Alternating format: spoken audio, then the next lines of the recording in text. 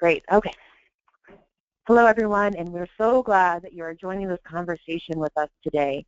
We're taking a walk in the shoes of food service managers in Nebraska, and we are asking them to share what works, what doesn't work when it comes to purchasing Nebraska-grown fruits and vegetables. So my name is Sarah Smith, and I work with the Center for Rural Affairs. At the center, what we do is we work to build strong, vibrant, resilient rural communities, and this work inherently builds opportunities for all in the community, engaging people in decisions that affect the quality of their lives and future of their communities. And Farm to School happens to be a perfect fit with that mission. So Farm to School activities really benefit a whole spectrum of students, food service staff, farmers, educators, families, and ultimately really benefits the whole entire community. So today we have 3 presenters joining us, and they would all agree with me, I think we'll hear, that Farm to School really can afford us some challenges, but it's worth the steps to get started, even if you're starting small.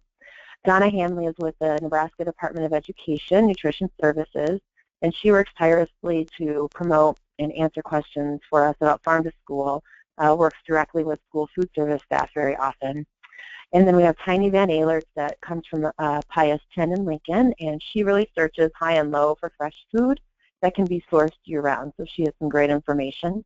Janice Reynolds of Litchfield Public Schools has excellent experience using fresh fruits and vegetables and can share with us what it takes to get these foods out onto the lunch tray. So, getting started here.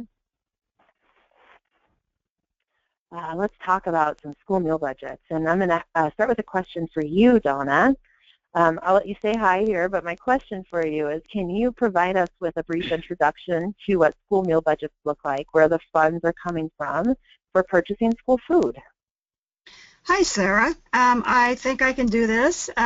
Basically, as we know, each school district is different, but in general, there are 4 funding sources for school meals, and the largest of those is the federal school meal cash reimbursement, the USDA cash reimbursement that's based on the number of meals served. And also under that umbrella of USDA is USDA Foods, otherwise known as commodities. Then there are also student payments, and that would be the payments for the paid lunches, the small payment that's required for the reduced lunches, and so on. And then some schools, and this is where a lot of the difference comes in, is that some schools offer food sold outside of the meal program. These are sometimes referred to as competitive foods, also a la carte foods, sold separately from the items on the lunch tray. Now, the items do now have to meet Smart Snack guidelines, but a lot of schools, the last estimate I saw is basically approximately 16% of income can come from the a la carte items. But again, this is one place where it really varies in the schools.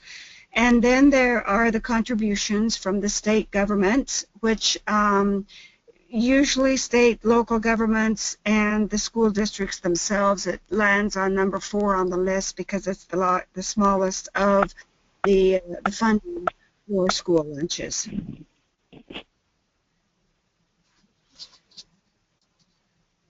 Great, Donna. Thanks. That was pretty in-depth. That sounds good. That's helpful.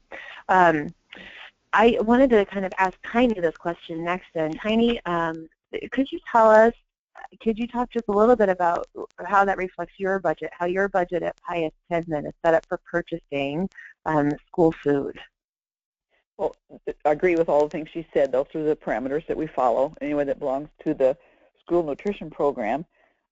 I feel that the a la carte program is pretty invaluable. We have to meet the guidelines to the Smart Snacks, but that's basically how I make my money to buy good food, which you can get from farm to school, get that great produce and the granola and all the other things you can buy. And we also sell food every day after school from when school is out till 4 o'clock, and we sell leftover entrees at a reduced price and just lots of snacks since kids spend a long time at the school day. And this has been a good money maker for us as well. So Tiny, can you describe a little bit about who who sets your budget, or who makes the buying decisions at your school? Is that basically you? Are you determining that as a manager? Okay. I do that. I don't buy a lot of commodities.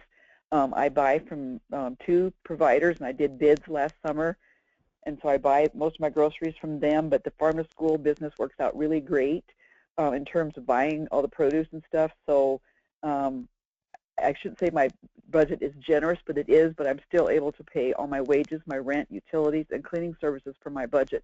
I'm totally self-sufficient in the school with a profit. So. Great. Okay, that was really helpful.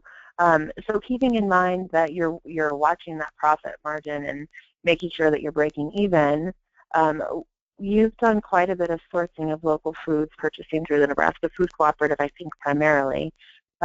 When you're purchasing those foods, are you finding that the local items that you're buying are coming at a higher price, or not? And under what circumstances would you consider paying a higher price? I think somewhat they are higher, but I think, from other discussions we've had in the past, that's based on what they would get for what they would charge when they would go to like the farmers markets, and I think that's kind of where their pricing comes from. But I also realize that these people need to make a living as well. But I found the products to be phenomenal. The major ones that we've just loved is the lettuce and stuff that's been hydroponically, and it lasts for 3 weeks. I mean, you can buy lettuce in a bag from anybody else, and it's gone in 5 days. So the quality of the products is worth the money that you spent on it. Great. Okay.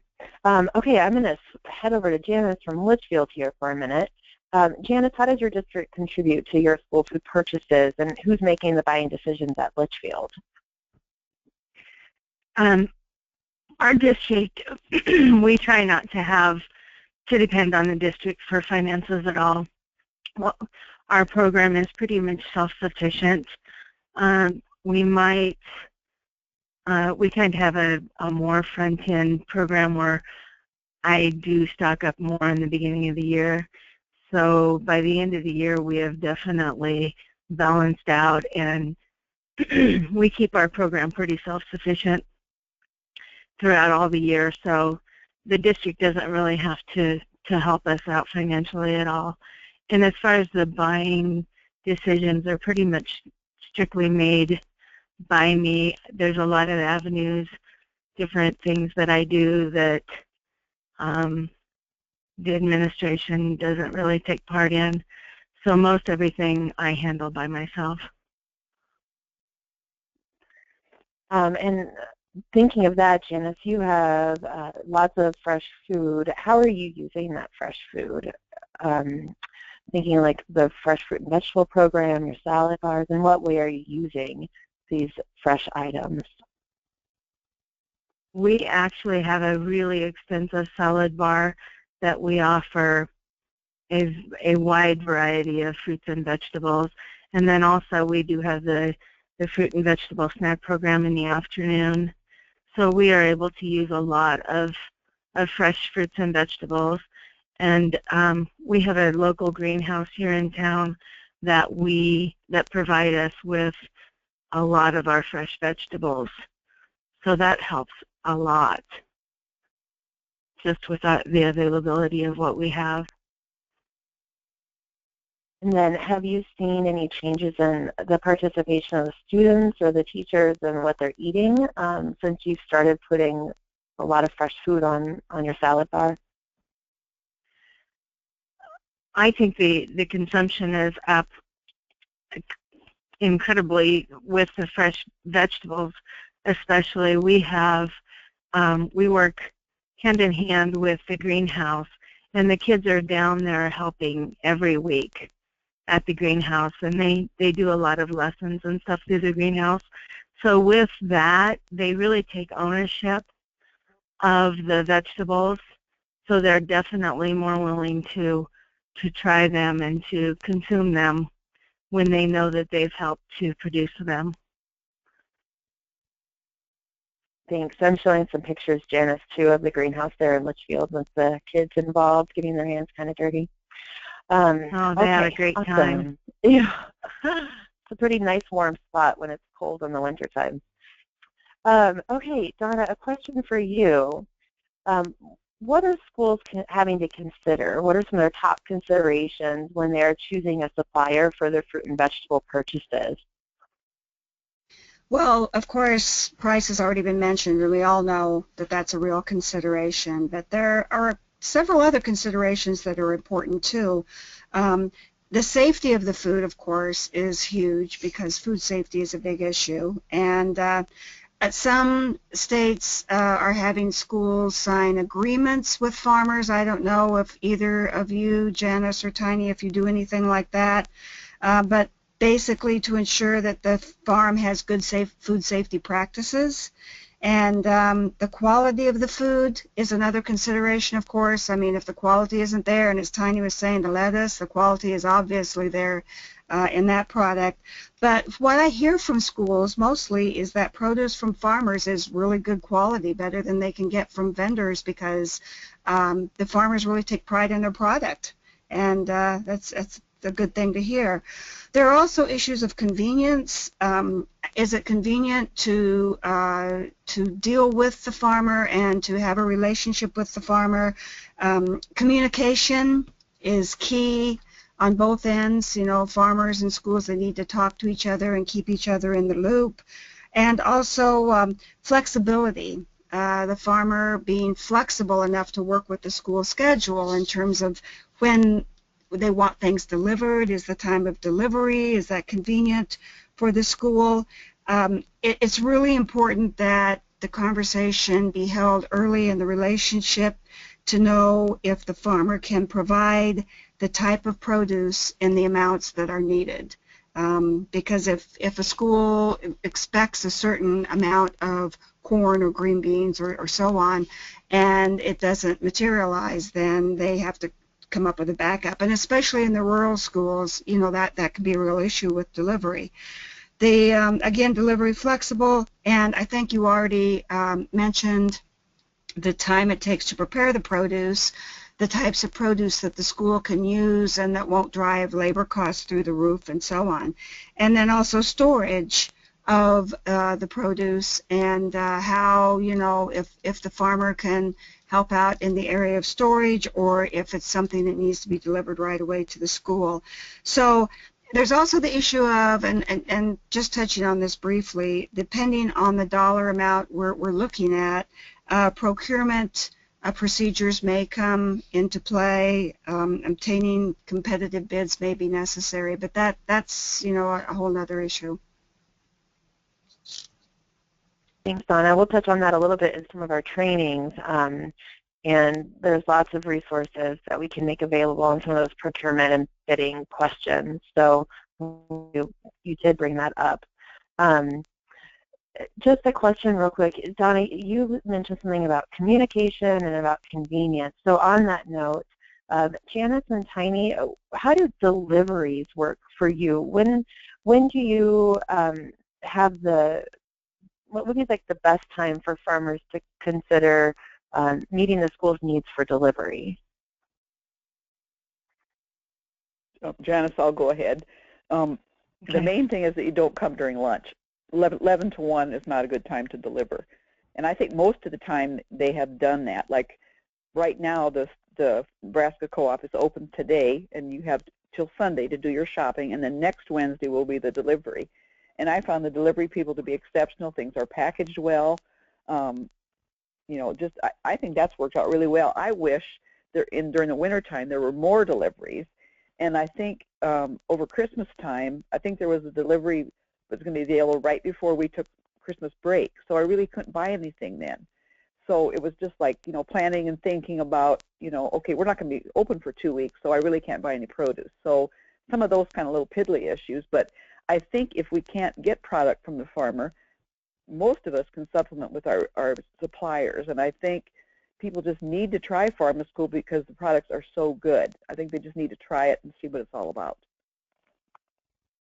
And Tiny, while I have you talking, Janice, we can jump back to deliveries and some of those issues for you in a second. But while you're talking, Tiny, can you talk a little bit about the types of fruits and vegetables that you're seeing work the best? You mentioned hydroponic lettuce. Is there anything that you're sourcing in the off season that's processed at all, that's frozen, anything like that that seems to be working well? And in what form is that coming to you? I had a little bit of green beans. They just had very few green beans left in their stock, and I bought them. And somebody tasted them and said, these are real green beans, not something that came out of a can. I mean, they were exceptional. I bought meatloaf from the farm to school, and we served it as a second entree one day. I'd never tried meatloaf, and it went over really well. That's not a vegetable, but it's just another item.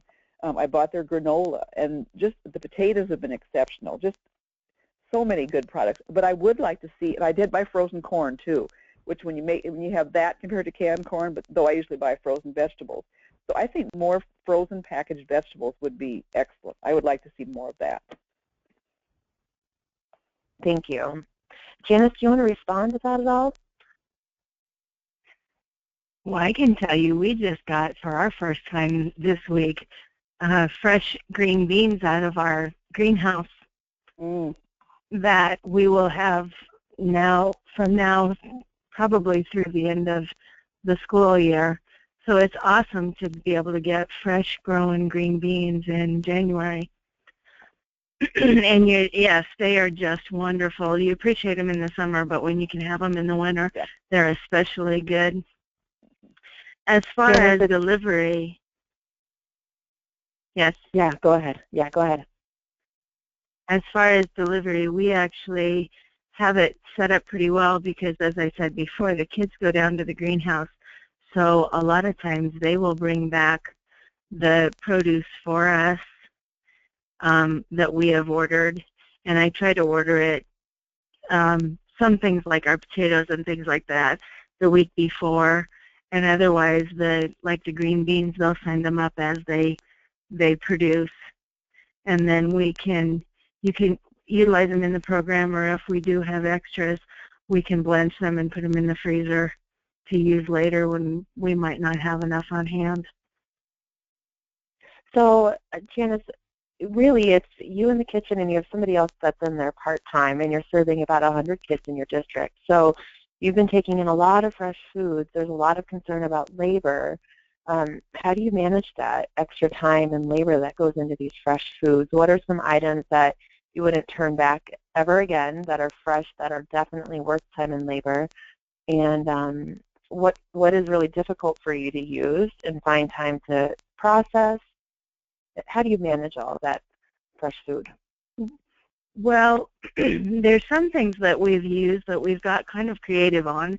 When it comes to the green beans, it takes a long time to process those and get those worked up. But we have asked some of the younger grades if they would like to take part. They aren't as helpful to go down to the greenhouse and work with the plants. So when it comes to the preschool, kindergarten, and even the first and second grade, they will come into the lunchroom and, wash their hands and get ready. And then they'll come in and snip our green beans for us and process them. So then all we need to do is wash them. And that helps a lot. That saves us a lot of time. We've also had classes that have used the first and second grade. When it came to the green beans, they also used it for their math class, and they used it for fractions and for measurements. It took a little longer for them, but they were able to work it into their curriculum, which was a win-win for both of us. We also had the 5th and 6th grade did a correlation with the pumpkins for the size of the pumpkins and the number of seeds inside. So they actually washed the pumpkins and cut them and cleaned them out for us. And then when they were done with their project, we took them and baked them, and then were able to put all of that pumpkin in the freezer and stuff to use for things that we made with it later. And they really have been awesome when they find out when they have, their pumpkin bars are made with the pumpkin that they worked up. I'm really hearing you talk a lot about the hands-on stuff for the kids, and that it's making a difference, that they know where their food comes from, which is, why farm to school is so important. And I guess that since our audience here is farmers, where that draws me to just mention is that you as a food service manager work pretty closely with a greenhouse manager. If you were to be purchasing fresh fruits and vegetables from a local farmer, can you see a role for the food producer in the cafeteria at all, or in the classroom, Janice? Would there be some value in participation from that food producer? Absolutely. I think it goes the same with the producer. He could come into the classroom and do presentations as far as maybe how the products are growing, and just inform them more on the producer side of it. And the more he works and talks with those kids, the more ownership they'll take of the products that he brings in. And I think that just makes the consumption go up, which also means, a better reason for buying farm-to-school stuff when the kids are more excited about it. I think it kind of shows a full circle picture of it. Tiny, a question for you. I'm wondering, how have the staff in your kitchen responded to these fresh foods? Well, I think very well, but they also know, because I believe in, we do scratch cooking and we make recipes. I don't take things out of a box, so the produce is no different, that we use fresh fruits and vegetables. And at Pius, this is the 8th year of our program. 8 years ago, there was no food service when I started it. There had been one like 40 years ago. So we started with a low number of kids, but now we're feeding 800, and now we have 3 fruit and vegetable bars that are stocked fully after every all the 4 lunches. And I've taken so many pictures of the fruit and vegetable bar because they look so beautiful, with just all the beautiful, fruits and vegetables that are in them. So, it's just, I think they know that's just part of the game, and they all take pride, and that's what they want to serve too, because that's what I believe in, so they kind of believe the same way. Thanks so much. Donna, I'm going to ask you to jump in here for a moment, and I wanted to just hear, are there some products that you've heard from your trainings with Nebraska Department of Ed Nutrition Services on certain fruits and vegetables that really go over well at most places?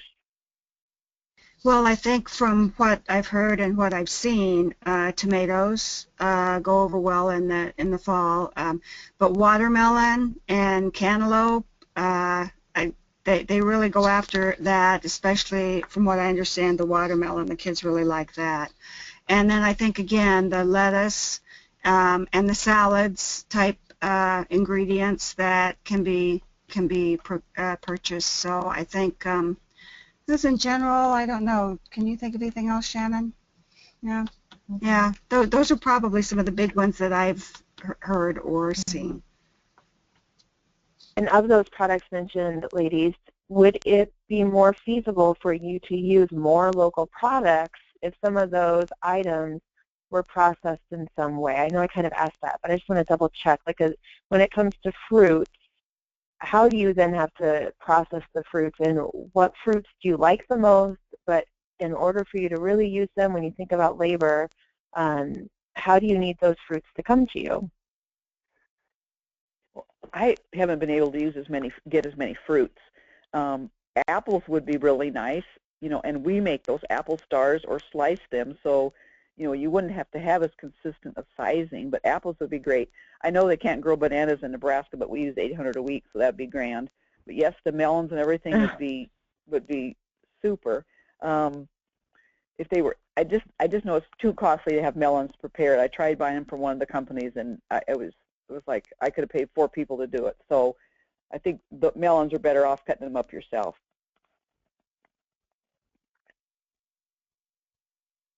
Okay. All right. I'd like to hear from both Janice and Tiny on this, but we'll start with you, Janice. Can you touch a little bit on your menu planning? How far ahead are you planning your meals and your purchases? When you're working with the greenhouse manager there in Litchfield, are you guys talking in advance? What works well for planning to bring some fresh foods into the lunch tray? Well, I usually start planning at least a month ahead as far as what we're serving, and then the fresh fruits and vegetables, we have them on the menu, through the month, but there are things that we have every day, like our lettuce and tomatoes and things like that on the salad bar. So I am continually getting from them, and I have it set up about how much we use every week. It's pretty easy to come up with a consistent number. So as long as they're producing, then we can take our normal order every week for the salad bar. Like I said before, we do with like our green beans, we will serve those on the when they're on the menu, and then if we don't have enough or if we have a little too many, we can use the freezer to either freeze them to use at a later time or bring some out if we don't have enough. So menuing really hasn't been a problem. I have done things too that, like when I got squash and sweet potatoes last year, I came up with a fall medley dish that wasn't actually on my menu, but it was an added on that was promoted just as greenhouse products. So I do some extras just for fresh fruits and vegetables when we get them. Thank you. Tiny, for you, can you talk a little bit about your menu planning, and if you were to work directly with a farmer, when would work for you? Keeping in mind that farmers and ranchers, growers are starting to plan their fields and their plantings. It's February now. Lots of them have already ordered their seeds by now, and they're looking at getting them started. So, thinking of the growing cycle and how the school works, how far in advance can you plan some of these fresh food purchases, Tiny? Well, I usually plan my menu probably a month to 6 weeks ahead, like Janice does, and like in the fall, I put like roast squash. So on the menu. So then you hope that you could, like last year, before we did farm to school, we would get some people to donate squash. This year, there seemed to be no extra zucchini anywhere. There just didn't seem to be any. But we've also, how I kind of got started on this too, Gary Fair that runs, I'm trying to think of the name of his company, but he's just getting started, and I met him at the first summit. He has been working with Bambi Schmidt and I from Lincoln Lutheran, and we've kind of gave him amounts of like how much spinach we would use a week or how much lettuce we would use a week, and he's going to try to prepare that for us in the fall. But we also know, this year the weather was terrible, so the poor farmer, we had so much wetness, they had to replant. And so we also know that we have other backup suppliers that we can get our products from. But I think people just need to try to build a relationship with the farmer and just, make up a schedule the best you can and then supplement it from your other suppliers. But the products are just too good to not try. I said it again, but I'm saying it again. The quality is a lot better. Well, it's so important. It is. Because it doesn't sit in somebody's warehouse and get sent somewhere else. The middleman is out of there, so you get such great quality. And they pick it more at the prime, where sometimes they'll pick, producers, if you're ordering it through companies, they'll pick it before it's prime because it doesn't last that long on the trucks. Where if you order through farm to school, you can get it picked right at the prime, so you're getting the absolute best quality product. Yes. Donna, I'm just going to ask you here, do you have anything to add to this conversation? Anything that you've heard from other schools? Well, I think this, actually it goes into kind of one of the next questions about hearing from farmers and developing that relationship, and I think both Janice and Tiny, they touched on that developing the relationship takes a while, and that communication, again, is key, because the earlier that the schools and the farmers can start talking with each other and conveying and expressing to each other what they can use, what they like, what they can grow, then that makes it easier to start the process. And I've heard from some school food service directors that they might plan their menu at 6 months in advance, and the farmers, of course, as Tiny said, you need to know what is going on, what they can plant. Maybe there's something that the school can use that the farmers didn't think about planting before. Maybe it would be a viable product. So again, just talking and expressing needs and wants and interests and working together, that's just really important. So before we wrap up this recorded conversation here, if a farmer was going to come to either of your schools, Janice or Tiny, or Donna, to a school from your experience, what would you suggest they bring what should they be ready to talk about when they come to you? Well, I guess I would say what products do they grow? You know, and I guess you need to kind of make them feel comfortable too, that you know that you don't expect them to supply everything that you need, especially in my case with our school being bigger, but it's a place to start for them. And you know, I suppose they could bring some of their products, that'd be great, but I just think just know that you might have to start small, and that, you know, to be realistic about what they actually can grow and what they can provide for you. I think that's exactly it. I think that's exactly it. Even with, you know, our greenhouse, when Gary and I first got together, I pretty much had an idea what I could use that I use every week, and the things I didn't use every week, what I would use for the month. And then we could sit down, and he gave me an idea off of that list what he would be able to provide for us, and if he could meet our needs. And I think that's the biggest place to start with a producer, is what they're willing to grow off of the schedule of fruits and vegetables that you serve. And you know, it's kind of goes to the flexibility of both of you. The more flexible each one of you are, the better off your relationship will be. Thanks, And I Janice. think, oh, I'm sorry. Yep, go ahead, Donna. Okay.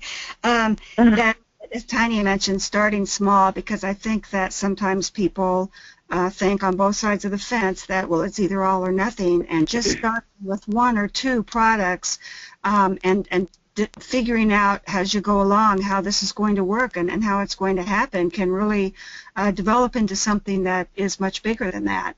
But so starting small is, you know, and being flexible, very important. I just think it's really important. I just think it's really important to buy local, buy Nebraska. When it's right here, we can buy it from our own state. Any last thoughts that the farmers in the audience should hear from you guys? Meal patterns, you know, why it's worked for you. Any lingering thoughts on this before we close it up? No, I think if they need to try to attend at one of the summits, and there you make your connection, because the first one I went to, when we had the thing at the end where farmers were in the center and the food service manager or directors were on the outside, and we visited with each person, and you either make a connection or you tell them what products you could use, and then you kind of find out. And I think that was the question I had when I initially started, was how do I meet these people? And that was a great way to do it. Great. Well, I just want to know, Tiny, when are you going to have meatloaf, and Janice, when are you going to have green beans? Because I'll be there. Well, you know, I didn't buy tomorrow. So Oh boy. I won't have meatloaf tomorrow, but I'll have meatloaf. I'll have what I was supposed to have yesterday. So. Oh yeah. Oh. That's right. Yeah. We are having green beans tomorrow, and I'll put them on for the workshop we have coming up. We'll have green beans. We'll have roasted green beans, but mine will be out of a can, unfortunately. All right. I do want to probably... Yeah, please do, Janice. Go ahead. I would like to extend a big thank you to the producers, because with their hard work, they have made our programs better. Just being able to put the work forward to make the products better and make them available for us to serve. And I would like to extend a big thank you to all the producers out there. Well, your greenhouse effort sounds wonderful. I mean, that is such a nice opportunity for you and your students, and so smart. That's cool. It is. It's been wonderful. Well, thank you guys, all three of you. Donna, did you have anything? You don't have to. Do you have one last thing to say before we wrap this up and end this recording? Well, and I would just like to thank both Janice and Tiny and the other school food service directors of the state who are working with the Farm to School program and who are improving the programs themselves too. So kudos to you guys. Thanks. Kudos to you too. Thank you. All right, you guys, thank you so much for your time today. And can't wait to come and join you at school lunch soon. You bet. Come anytime. We'd love to have you. We have a new recipe tomorrow, chicken Caesar lasagna with fresh spinach. Ooh. Okay, we can. Oh, okay. Wait, we're gonna stop the recording here, but then you have to tell us about it. Only because I know the training's gonna run out of time, so you can tell me about it, and I will tell the group on a break or something. What is that? What is that? How do you make that, Tiny?